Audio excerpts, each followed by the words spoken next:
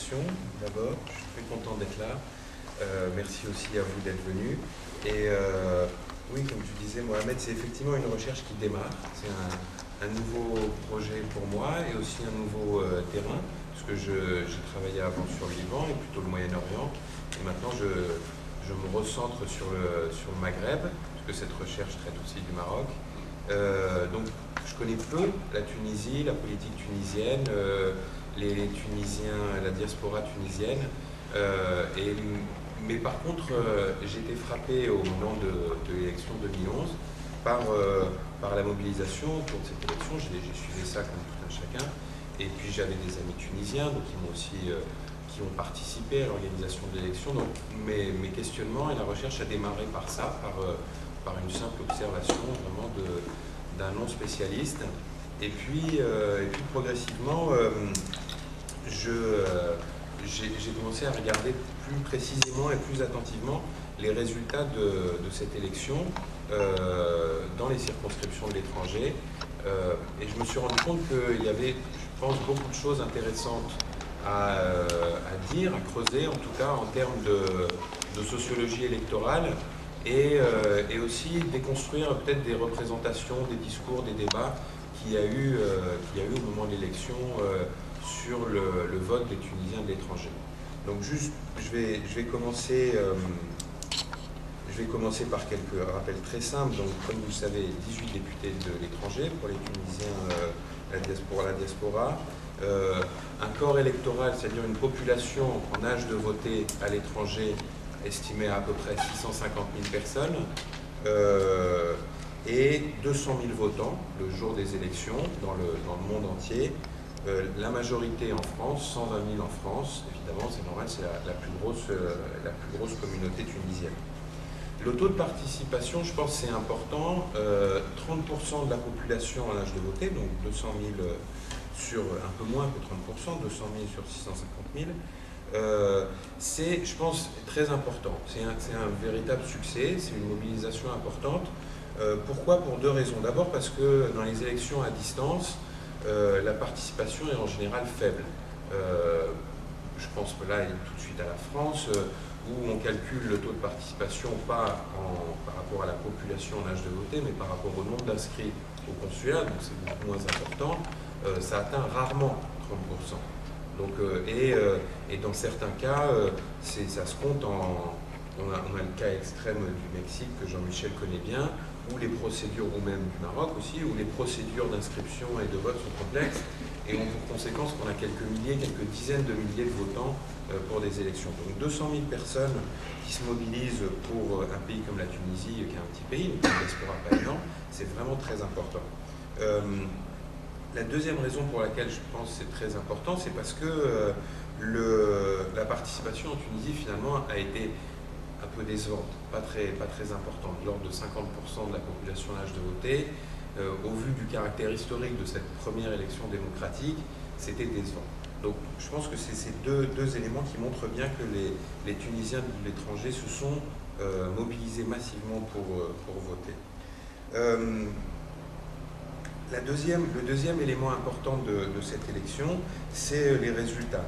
Je reviendrai en détail tout à l'heure avec des tableaux, mais globalement, ce qu'on voit, c'est que les principaux partis laïcs font globalement un meilleur score à l'étranger qu'en Tunisie, alors que El Arida et El Nahda et El Arida font un score quasi équivalent. Ils obtiennent quasiment le même pourcentage si on prend la moyenne de l'ensemble des circonscriptions de l'étranger. Par contre, si on regarde circonscription par circonscription, et même bureau de vote par bureau de vote à l'étranger, il y a des différences très importantes. Typiquement, Nahda fait un très bon score en Italie, alors que les partis laïcs font des très bons scores dans la circonscription d'Amérique du Nord, reste de l'UE, qui comprend la Belgique. Et puis au niveau des bureaux de vote, je me suis intéressé au cas de l'Île-de-France, où là aussi c'est typique. À Paris intramuros, c'est dans les Hauts-de-Seine, où il y a eu une majorité de... Bon, je reviendrai là-dessus, mais disons, pour Paris intramuros et les Hauts-de-Seine, les partis laïcs ont des scores relativement bons, élevés.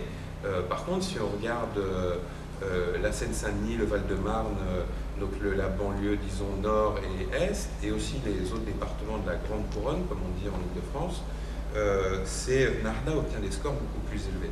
Donc là aussi, des différences territoriales importantes, et c'est ça qui m'a intéressé. Et ça m'a intéressé parce que quand on regarde un peu ce que disait la presse et la blogosphère tunisienne après les élections, il y avait des fortes interrogations sur pourquoi Narda obtient un score si élevé à l'étranger. Comment ça se fait, finalement, entre les lignes, ou même parfois explicitement, les gens se disaient comment ça se fait que les Tunisiens de l'étranger, qui vivent pour la majorité dans des pays occidentaux, démocratiques, laïques, votent pour un parti islamiste. Il y avait vraiment cette interrogation en filigrane. Et certains répondaient en disant bon, il ne s'agit pas de ça, peut-être que c'est une réaction à la stigmatisation des musulmans dans les pays occidentaux. D'autres disaient c'est la sociologie de l'élection de la diaspora tunisienne. Bon, il y avait différentes interprétations. Et ces différentes interprétations et discussions, elles sont tout à fait légitimes et elles soulèvent des questions, je pense, vraiment intéressantes qui sont finalement peu traitées ni par les études migratoires, ni par la sociologie électorale, sur le comportement des électeurs dans ce type d'élection. Quelles sont les variables qui déterminent le choix des électeurs? Est-ce qu'on doit s'intéresser aux variables démographiques, socio-économiques? Est-ce qu'on doit, quelles sont les variables spécifiques, c'est-à-dire dans quelle mesure l'expérience migratoire, la socialisation dans le pays d'accueil ont une influence sur le comportement électoral? Dans quelle mesure le contexte politique de l'élection a le même poids dans le pays d'origine et dans le pays d'accueil à distance? Toutes ces questions-là, c'est des questions encore très nouvelles d'un point de vue académique. Il y a vraiment Jean-Michel qui fait exception et qui a commencé, qui a écrit là-dessus avec le cas de la Bolivie par exemple, mais c'est vraiment exceptionnel. Très peu de gens parlent de ça et en particulier pas du tout pour les pays arabes, où il y a d'autres pays qui ont des élections à distance, ni les pays africains. Donc je vais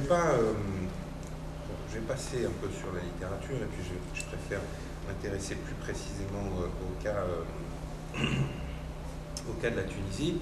Alors je vais commencer par un tableau tout bête. Ça c'est la participation en Tunisie et à l'étranger. Là aussi on voit, ce qui est intéressant, donc les deux dernières lignes, étranger-Tunisie, on voit 29,2% à l'étranger contre 51% en Tunisie, ce que je disais tout à l'heure. Ce qui est intéressant, c'est qu'il y a des différences très significatives entre les pays. On a globalement 3 pays où la participation est en dessous de 25%. C'est France 2, donc le sud de la France, Italie et Allemagne. Et puis 3 pays où elle est au-dessus de 35%. France 1, le Nord, Amérique du Nord, reste de l'Europe, ça comprend la Belgique, et pays arabes et reste du monde. Donc c'est la participation, je pense, c'est quelque chose sur lequel ça mérite de s'y attarder un peu parce que ça a été un enjeu très important de l'élection en 2011, à la fois en Tunisie et à l'étranger. Et finalement, ça explique le fait que ça a été un enjeu important, que finalement pour l'ISI, faire en sorte qu'il y ait un maximum de personnes qui votent est un enjeu important. Ça explique que finalement les conditions dans lesquelles les Tunisiens de l'étranger ont pu voter étaient exceptionnellement favorables par rapport à d'autres pays.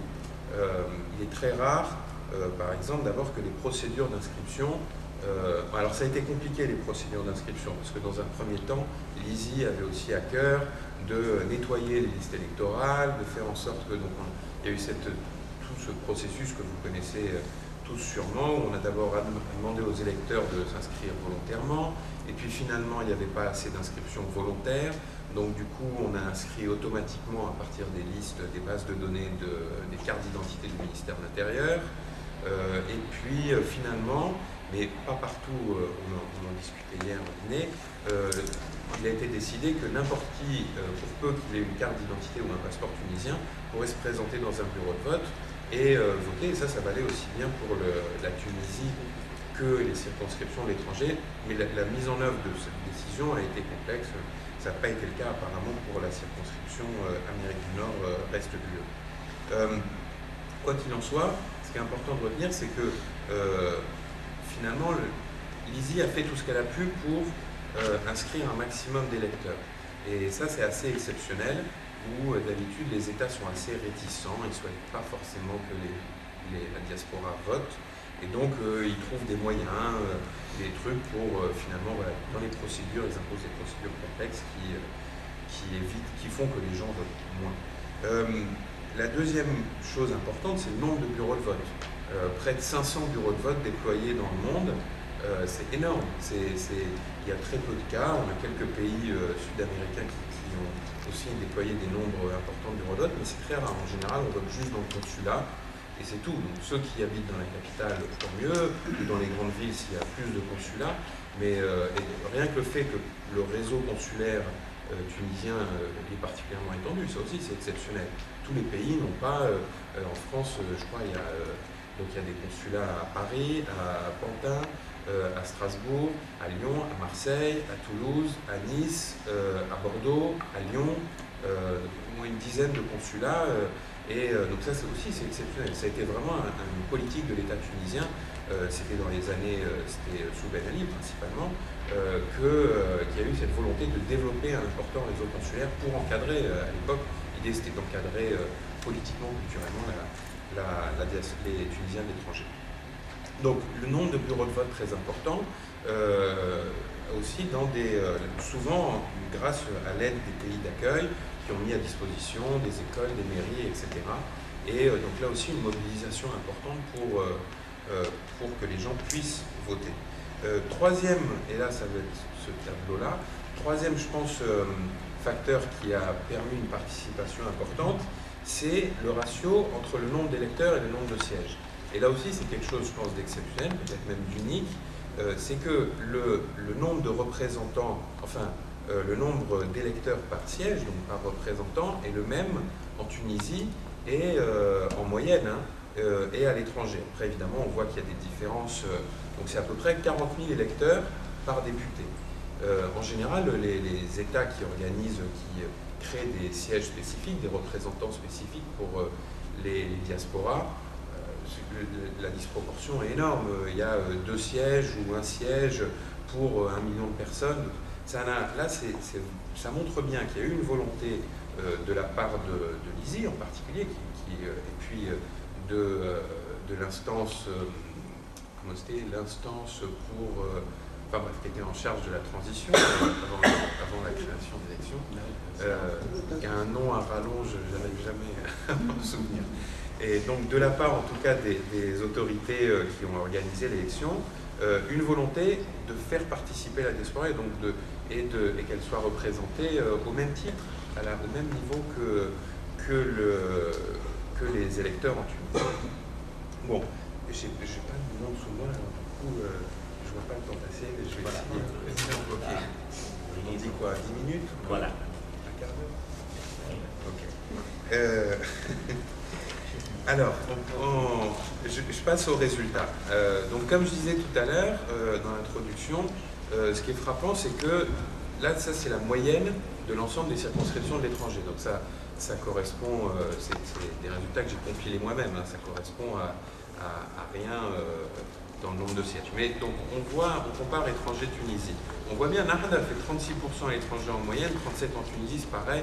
El Arlida, c'est quasi pareil. Par contre, là où c'est différent, c'est les 4 principaux partis laïcs, CPF, Takatol, PDP, PDM.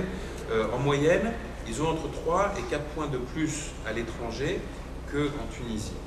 Et ce qui est intéressant, c'est qu'on voit bien, si on regarde autres, c'est-à-dire tous les partis de taille moyenne et les petits partis, la dispersion des voix, donc, on voit bien que ces 3 à 4 points de plus pour les partis laïcs, ils ne s'expliquent que par un report des voix de ces de ces petits partis, sur les partis laïcs exclusivement, pas sur Nahda et El Arlida. Donc il n'y a que les partis laïcs qui ont bénéficié de cette moindre dispersion des voix à l'étranger. Et cette moindre dispersion des voix à l'étranger, je pense, elle est aussi... elle est intéressante et elle évoque finalement elle est liée à des spécificités importantes des élections à l'étranger. Parce que faire campagne, très important, plus important, puisqu'il faut se déplacer, les territoires sont vastes, comment voilà, organiser dans des pays, dans plusieurs pays, donc, tout ça a des coûts, et évidemment les grands partis sont largement favorisés par finalement, ces contraintes favorisent les grands partis qui sont les seuls à avoir les moyens de faire une campagne à l'étranger.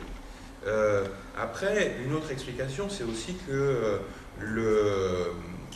les Tunisiens de l'étranger sont peut-être moins familiers, c'est une hypothèse, avec le champ politique tunisien, a fortiori le champ politique post-révolutionnaire, qui est un foisonnement de partis. Et donc finalement, ils votent par défaut pour les grands partis, puisque ce sont ceux dont ils entendent parler quand ces partis font campagne, et puis qu'ils voient aussi à la télé, puisque les grands partis sont surreprésentés dans les médias, les grands médias, en particulier les médias satellitaires, ou même sur Internet. Mais disons, Internet, là c'est plus complexe, puisqu'on a quand même tous les blogs, etc.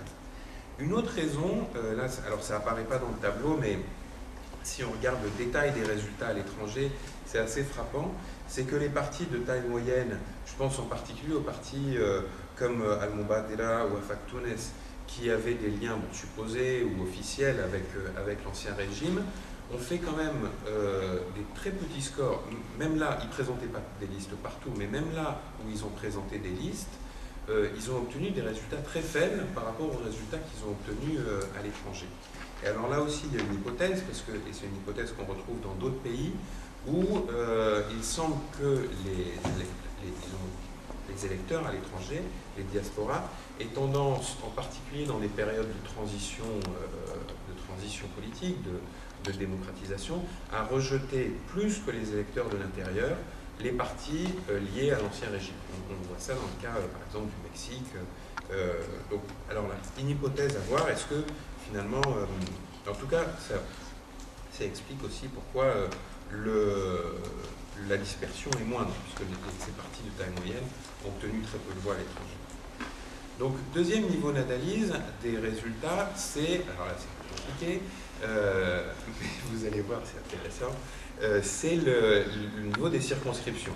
Donc on a les 6 circonscriptions de l'étranger, France 1, France 2, Italie, Allemagne, Amérique du Nord, pays arabes. Je vous ai remis la même chose qui était le tableau précédent, le total de l'étranger et le total de la Tunisie. La dernière ligne, participation, c'était aussi le premier tableau qu'on a vu, c'est la même chose, mais je l'ai remis parce qu'on verra que ça joue un rôle. Le niveau de participation a une influence sur les résultats. Alors, ces résultats, comment les analyser? Qu'est-ce qu'on peut dire? Je pense qu'il y a 2 cas de figure intéressants. Il y a le premier cas de figure, c'est les circonscriptions où Ennahda et les partis laïcs s'excluent mutuellement. Il y en a un qui fait un très bon score et l'autre un score faible, et inversement. Ces circonscriptions, c'est l'Italie, où là, Ennahda fait presque 50%, et le total des partis laïcs, 18%. Inversement, ces circonscriptions où Ennahda et les partis laïcs s'excluent mutuellement, c'est France 1 et Amérique du Nord, reste de l'Europe, y compris la Belgique.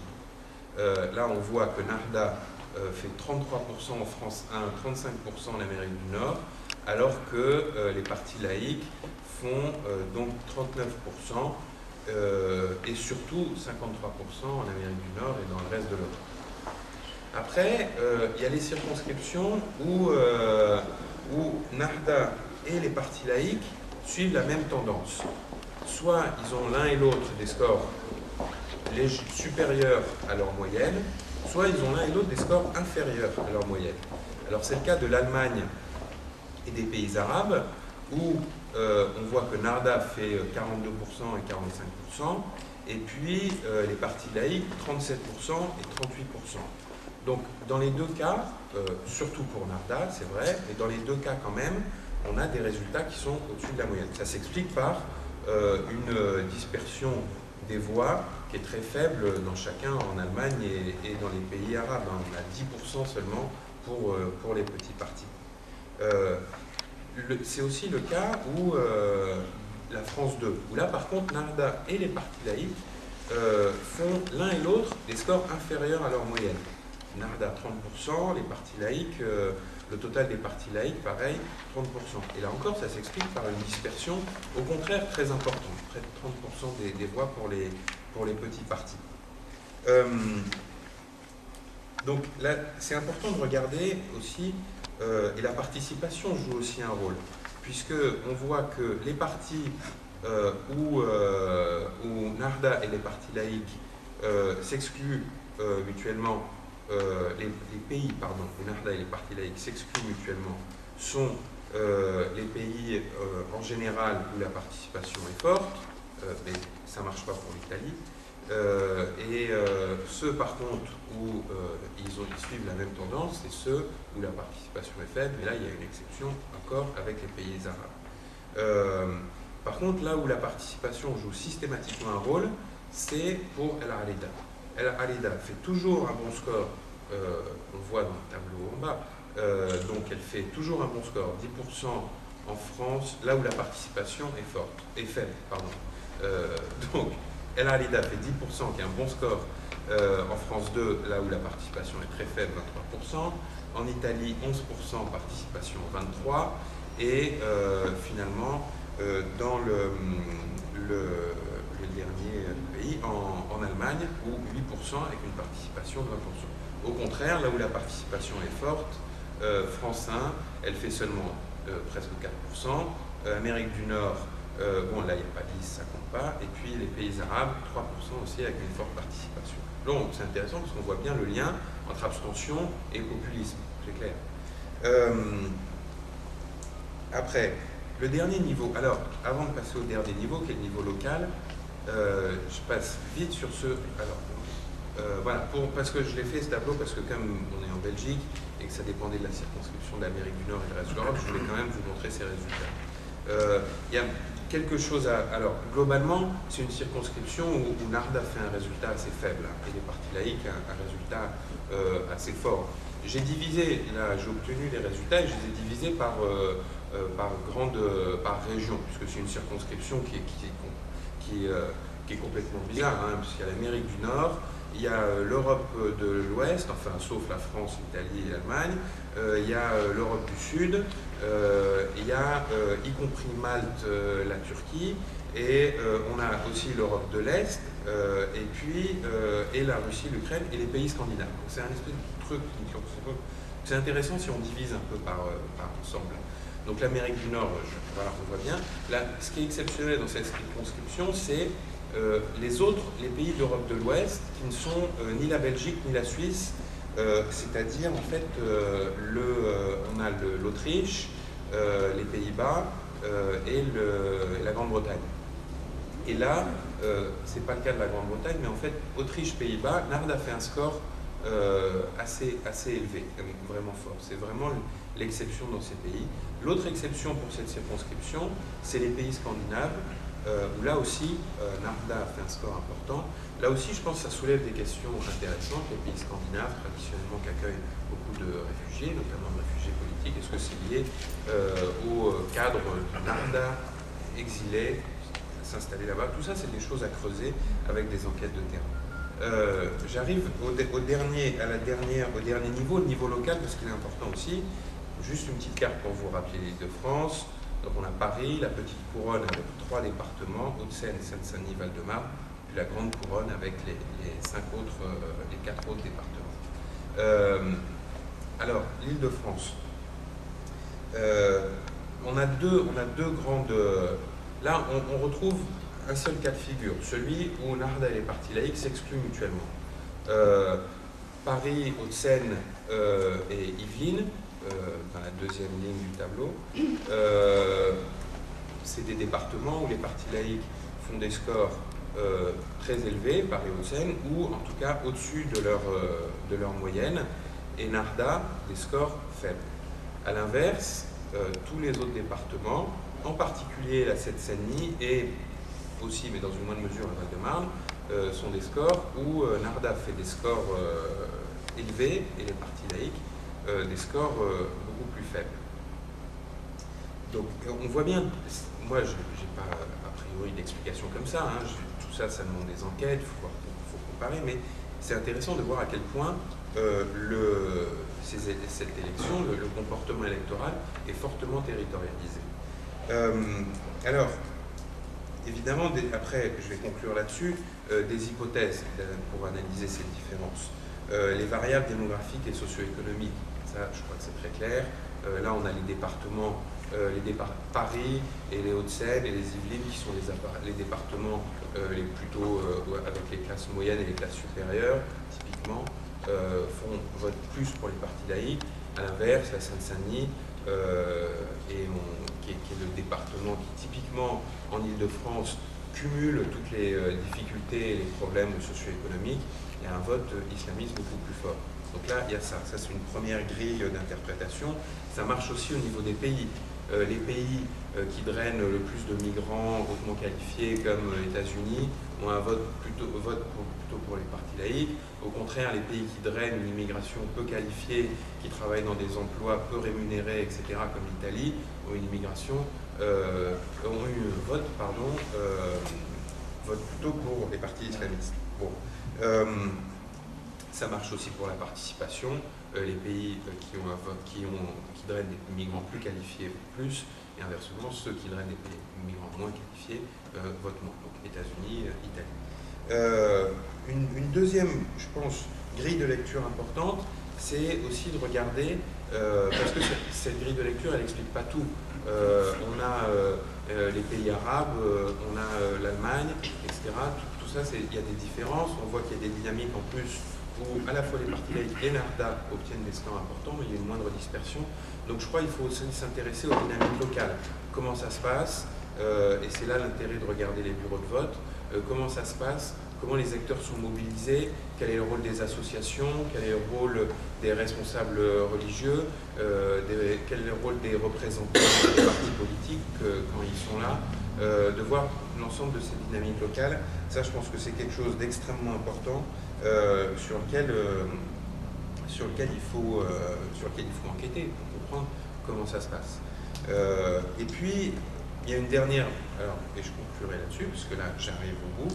Je pense un dernier axe de questionnement, de recherche, ce serait de comparer et de s'intéresser à la relation entre le vote dans le pays d'origine, pour la Tunisie, et le vote dans le pays d'accueil pour les pays qui accordent le droit de vote aux étrangers ou pour les doubles nationaux, pour ceux où ce n'est pas le cas. Cette question, c'est parce que, assez typiquement, en général, les études qui s'intéressent au vote des migrants dans les pays d'accueil disent bon, les migrants ont tendance à voter à gauche. C'est le cas en Belgique, c'est le cas en France. Et puis, là, quand il s'agit de l'élection du pays d'origine, on voit que c'est plus compliqué, qu'il y a d'autres dynamiques. Alors, enquêter là-dessus, essayer de comprendre qu'est-ce que ça veut dire de voter dans son pays d'origine, pourquoi on vote, pour quels enjeux, qu'est-ce qu'on défend, de quoi il s'agit, et voter dans le pays d'accueil, là aussi, il y a ces questions-là. Ça, je pense, c'est aussi des questions qu'il faut creuser. Et voilà. Et je m'arrête là-dessus, parce que le président...